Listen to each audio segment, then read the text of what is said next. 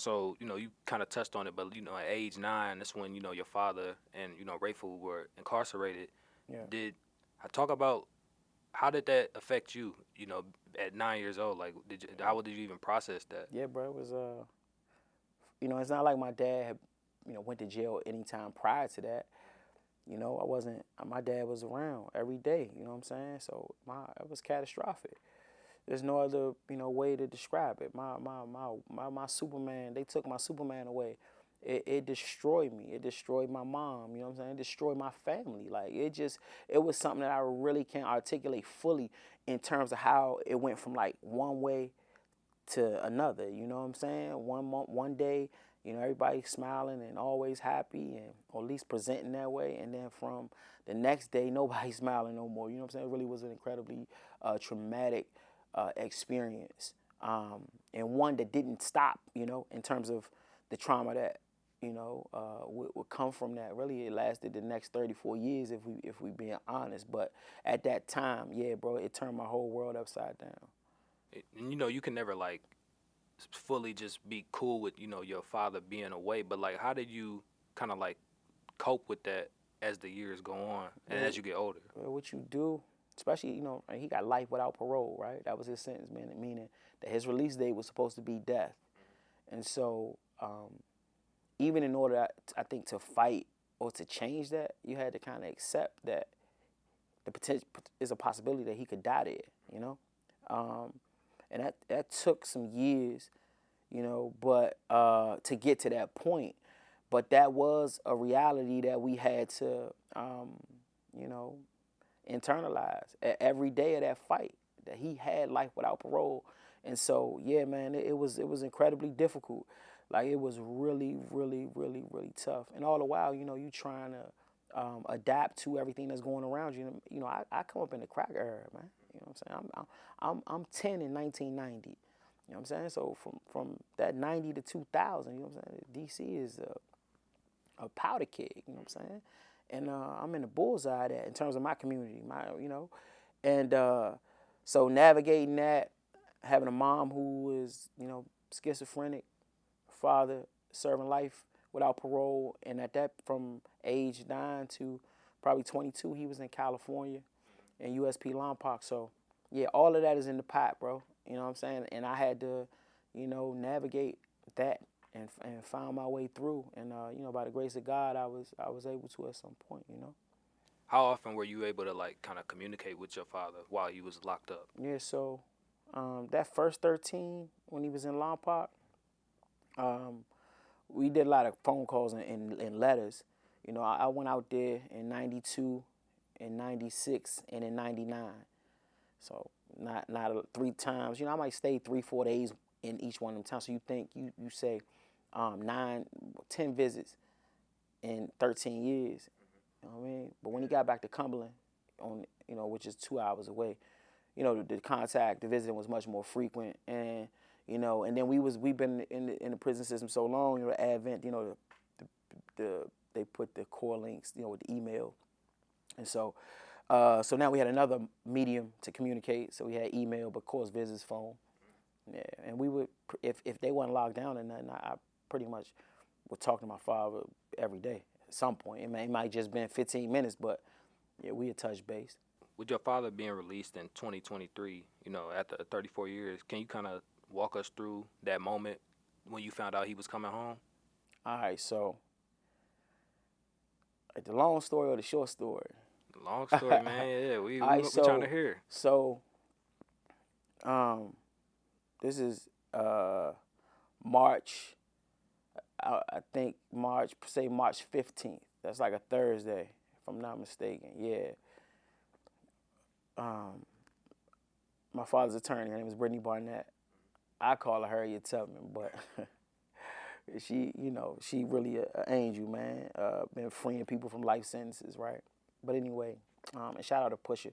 Shout out to Pusha T for connecting me with Brittany. You know what I'm saying? It's my brother, and he was the person who connected us. You know what I'm saying? So I gotta say that, because if I don't, without him, this don't happen. Um, so she called me saying that the motion that we filed, that the government didn't oppose. Now, with protocol with the Department of Justice, well, I don't care if they even think that the defendant is gonna be ruling in the favor of the defendant. They just oppose. That's like standard. And she called me and was like, the government didn't oppose, right? So I'm like, I'm not trying to get like it's still the judge still has to rule, but like when I heard that, I was like, oh man, like what the like what you mean? That was puzzling to me, you know? She was like, the government didn't oppose. So now I'm asking her, like, what does that mean? Like, so, all right, that's Thursday. Now I already got a pre-planned trip to New Orleans the next day to celebrate my buddy's, him and his wife, 10-year anniversary. So I'm like, hey, so if the judge ruled tomorrow, though, like, can he come home tomorrow? She like, yeah. So I'm like, damn, should I go to New Orleans? She like, yeah, just go. I mean, worst case, you could just fly back. So as soon as I land, I'm in the Uber, my wife and I, we headed to the hotel. She FaceTimed me. She's never FaceTimed. We talk a lot, but she's never FaceTimed me. She FaceTimed me. I pick up the FaceTime, and she's just like, Monday. I'm like, what you mean? Like, Monday what? She like, the judge. And then my father got the most strict judge in the D.C. Federal courthouse, man. You know what I'm saying? He ruled on a Friday. No write-out, no it wasn't even like that. Normally, even if he got a rule, he'll give like an opinion, a dissent, you know, whatever. Nothing. Just he granted him immediate release. And I had to go pick him up Monday. So I was in New Orleans floating for like 3 days. I mean, I'm just down there, bro. It's like a blur. I just could not believe it. Like, I just could not believe it. I fought for that for so long. I had prayed for that for so long, man. Heard so many no's. So people have no idea, you know, and I just appreciate all the people that rally behind me in my community, my city, and even across the country. People was fighting for us, like praying for us, and for that to culminate in my dad being released on March 20th of 2023 is probably my life's greatest work. I'm saying I can say I went and got my father. You know what I mean? Like, he was supposed to die there. Yeah, man, God is good. What was the first thing you and your father did once you got out? Like, once we got home? Yeah, got home. Yeah, that's what I mean. My bad. Nah, like, I can't even tell you, bruh. Like, we just rode around, you know what I'm saying? Like, showing him the city, you know, just to be together, man, you know, was something that, and even 2 years in, it's still kind of surreal.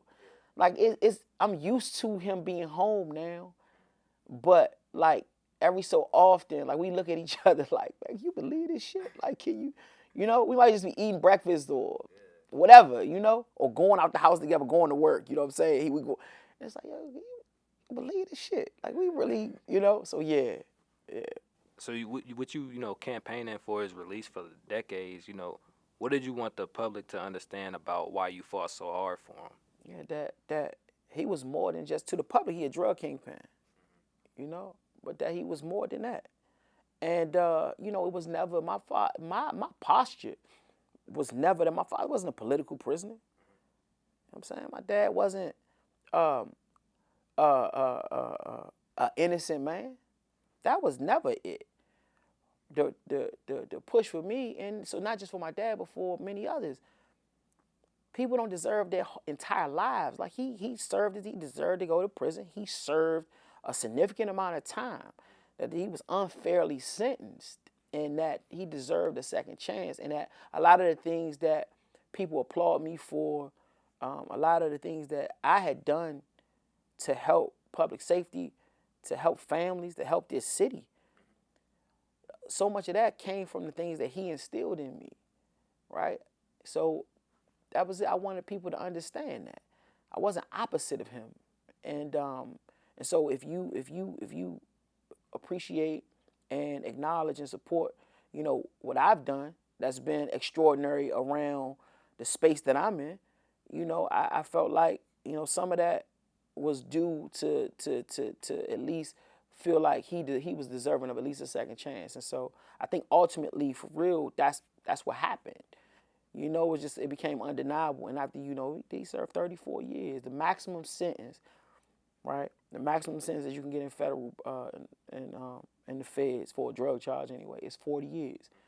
So today, right, today.